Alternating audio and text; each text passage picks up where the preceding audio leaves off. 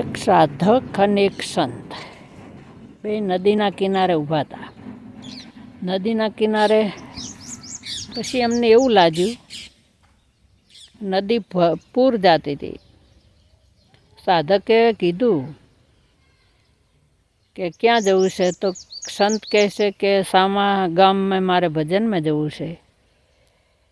તો ઓલા કે મારે સાધક કે મારે અહીંયા જવું છે.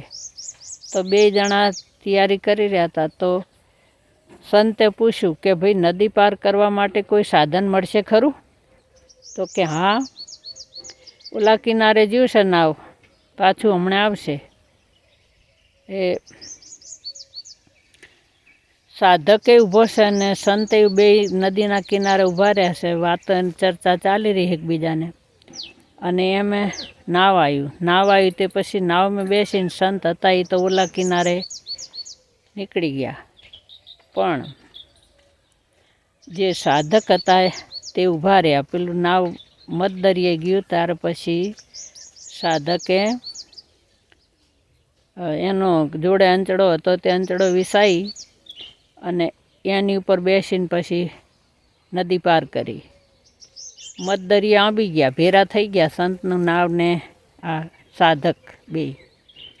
ઓલા કિનારે જ્યાં તે સાધક તો જઈને ઊભો રહ્યો છે. નાવ આવી ગયું, નાવમાંથી સંત ઉતર્યા. સંત કહે છે કે નદી પાર કરવાનું શું ઉતરામણ લ્યો છો?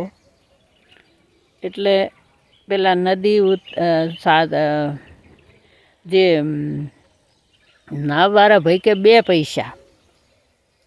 એટલે પછી અમને 2 પૈસા આપી અને આ હેંડવાનું કરે છે. ત્યાં સાધક ઊભા હતા, ત્યાં ગયા. એટલે સાધકે પૂછ્યું, સાધકને કીધું કે તમે આ સિદ્ધિ મેળવવા માટે કેટલો સમય ગાળ્યો હતો?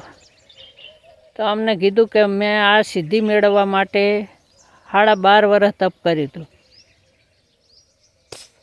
12.5 વર્ષ તપ કર્યું હતું કે 12.5 વર્ષ તપ કર્યું.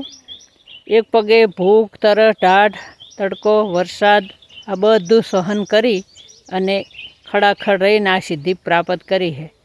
ભલા આદમી કે આવું કર્મ કે એક વસ્તુ 2 પૈસાની પાણીમાં આ તો બધું 12 વર્ષ પાણીમાં જ્યાં કે 2 પૈસા ઓલે થઈને.